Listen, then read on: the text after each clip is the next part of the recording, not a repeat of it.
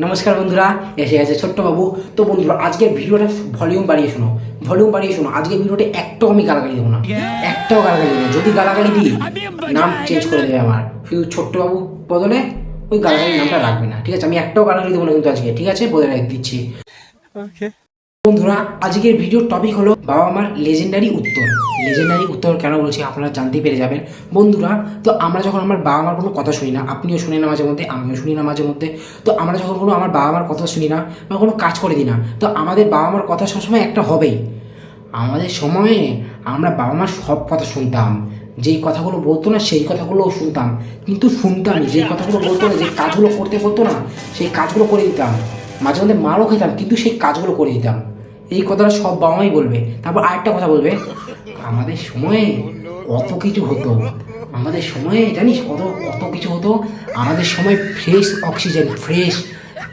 Oxygen আমরা নাক থেকে নিতাম।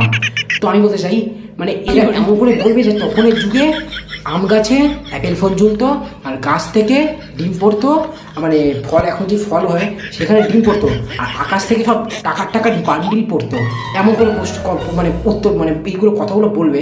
মানে মানে পুরো যখন পৃথিবী সৃষ্টি হয়েছিল, মানে প্রায় যখন পৃথিবী সৃষ্টি হয়েছিল 450 কোটি বছর আগে, তখন থেকে বাবা মা সৃষ্টি হয়ে গেছে, মানে সঙ্গে সঙ্গে বাবা মা সৃষ্টি হয়েছে। মানে এত সুন্দর অক্সিজেন হতো, এখন তো অক্সিজেন নামে সব পলিউশন। এরকম কিছু কিছু কথাবার্তা বলতো আমাদের বাবা মারা, এখনো অবধি বলে, আপনাদেরও নিশ্চয়ই বলবে।